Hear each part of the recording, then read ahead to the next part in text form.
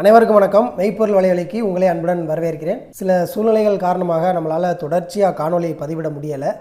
அதனால் எப்போ நேரம் கிடைக்குதோ அதற்கேற்றபடி நம்ம காணொலிகள் பதிவிட்டுக்கிட்டு இருக்கோம். அதனால் தொடர்ந்து உங்களுடைய ஆதரவை மெய்ப்பொருள் வலைவலிக்கு வழங்கும்படி கேட்டுக்கொள்கிறேன். இன்றைய காணொலி நாம் எதை பற்றி பார்க்க போகிறோம் அப்படின்னா, வீட்டிலிருந்தே பணம் சம்பாதிப்பது எப்படி அப்படிங்கிறத தான் பார்க்க போகிறோம். இந்த காணொலியை பார்க்கக்கூடிய பலருக்கும் ஒரு கேள்வி இருக்கலாம், என்னப்பா நீ எப்படி ஆரம்பிச்சிட்டியா அப்படின்னு. இந்த காணொலியை இறுதி வரைக்கும் பார்த்தீங்கன்னா தான் உங்களுக்கு இதனுடைய உண்மைத்தன்மை என்ன அப்படிங்கிறது புரியும். அதனால் காணொலியை இறுதி வரைக்கும் முழுமையாக பாருங்கள்.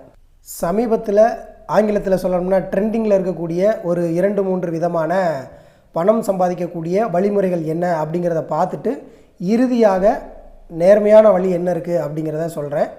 இன்ஸ்டாகிராமை திறந்தாலே கண்ணில் படக்கூடிய ஒரு வீடியோ என்ன அப்படின்னா, இன்ஸ்டாவில் பிரபலமாக செலிபிரிட்டி என்று சொல்லக்கூடிய அல்லது இன்ஸ்டா இன்ஃப்ளூயன்சர் அப்படின்னு சொல்லக்கூடிய பலர் இருக்கிறாங்க. ஒரு 500K 1000K 1 மில்லியன் சப்ஸ்கிரைபர்லாம் வச்சுருக்கக்கூடிய சில நபர்கள் திடீர்னு ஏடிஎம்க்கு போவாங்க, பணத்தை எடுப்பாங்க.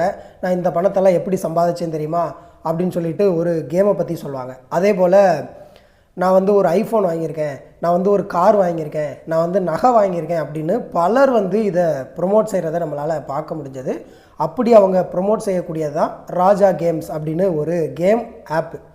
இதில் நீங்கள் பதிவு பண்ணிவிட்டு உள்ளே போய் பெட் கட்டி விளையாடுற மாதிரி இருக்கும். இது முழுக்க பொய் அப்படின்னு நம்ம சொல்ல முடியாது. ஏன் அப்படின்னா, ஆரம்பத்தில் பணம் வருமா அப்படின்னு கேட்டால் கட்டாயம் ஆரம்பத்தில் பணம் வரும். ஆனால் போக போக என்னாகும் அப்படின்னா, அந்த பணத்தை நீங்கள் இழக்கிற ஒரு சூழ்நிலைக்கு போயிடும். அதுதான் இன்றைய நவீன காலத்தில் இருக்கக்கூடிய இந்த MLM போன்ற இது மாதிரியான வீட்டிலிருந்தே பணம் சம்பாதிப்பது எப்படி, முதலீடு இல்லாமல் பணம் சம்பாதிப்பது எப்படி, இது போன்ற பல பெயர்களில் இந்த ஏமாற்று வேலைகள் நடந்துக்கிட்டு இருக்குது. அதில் இப்போ ட்ரெண்டிங்கில் இருக்கக்கூடியது இந்த ராஜா கேம்ஸ் அப்படிங்கிற ஆப்பு தான்.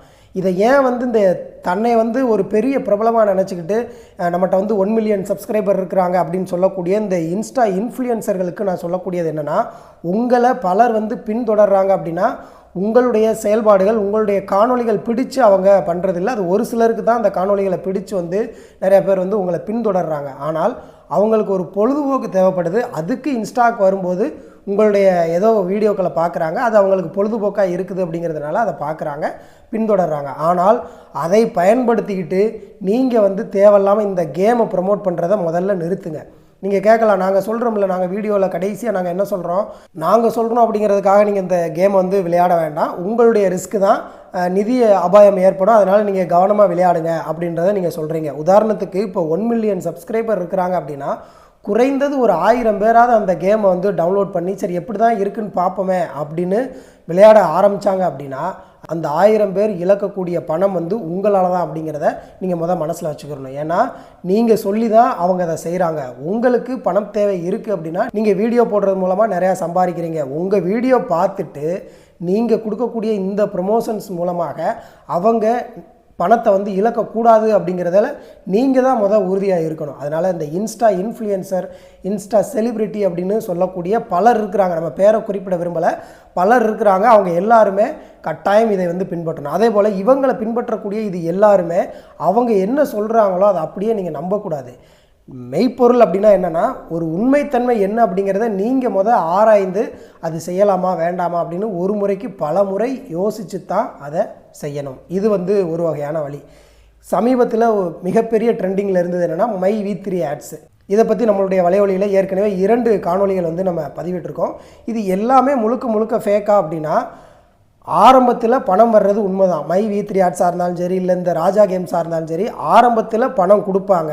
ஆனால் போக போக என்னாகும் அப்படின்னா, இப்போ நீங்கள் ஒரு முறை வெற்றி பெற்றீங்க அப்படின்னா அந்த வெற்றி கழிப்பில் நீங்கள் ஒரு சில நேரம் உங்களுக்கு பணம் கிடைச்சிரும். அதை வச்சு தொடர்ந்து நீங்கள் விளையாடணும் அப்படின்னு நீங்கள் நினைக்க மாட்டீங்க. அது என்றைக்காவது ஒரு சில நாள் சரி பணம் இல்லாத நேரத்தில் நமக்கு கை கொடுக்கும் அப்படின்னு நினைப்பீங்க. ஆனால் தொடர் தோல்வி என்னாகும் அப்படின்னா, ஒரு மனிதனுடைய மூளையில் தொடர்ந்து தோற்றுக்கிட்டே இருக்கிறோம், நம்ம எப்படியாவது ஜெயிக்கணும் அப்படிங்கிற வெறி உங்களுக்கு வந்ததுக்கப்புறமா அதை விட்டு உங்களால் வெளியே வர முடியாத அளவுக்கு அதிலேயே அடிக்ட் ஆகி உள்ளே போகக்கூடிய பல பேரை நம்ம பார்த்துருக்குறோம்.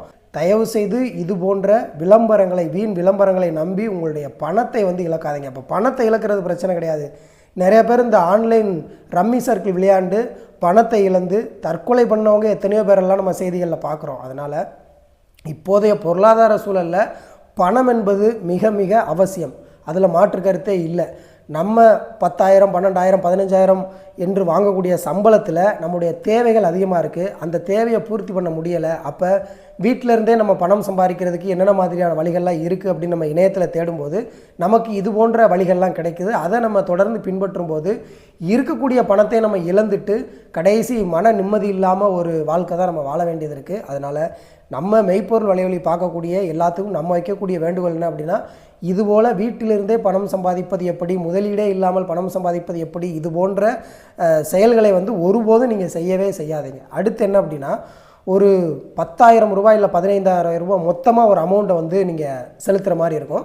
மாதம் அந்த 1000 ரூபா 10 மாதத்துக்கு இப்போ 10,000 ரூபா செலுத்தியிருக்கீங்க அப்படின்னா மாதம் 1000 ரூபா வீதம் 10 மாதங்களுக்கு நாங்கள் பொருளாவோ இல்லை பணமாவோ நாங்கள் கொடுத்துருவோம் அப்படின்னு சொல்லி சமீபத்தில் எங்கள் விருதுநகர் மாவட்டம் ராஜபாளையத்தில் கூட இது போன்ற ஒரு மோசடி கண்டுபிடிக்கப்பட்டது. அதன் பின்பு என்னாகும் அப்படின்னா, சமீபத்தில் என்னுடைய உறவினர் ஒருத்தரை எனக்கு ஃபோன் போட்டு இந்த மாதிரி நான் ஒரு இதில் ஏமாந்துட்டேன் அப்படின்னு சொல்லும்போது தான் நமக்கு அவங்கள பார்த்து பரிதாபப்படுறதா இல்லை அவங்கள பார்த்து கோவப்படுறதானே நமக்கு தெரியல. அந்த மாதிரி ஒரு சூழல் இருக்குது. மாதம் 1000 ரூபா 15 மாதங்களுக்கு நம்ம பணம் செலுத்தணும்.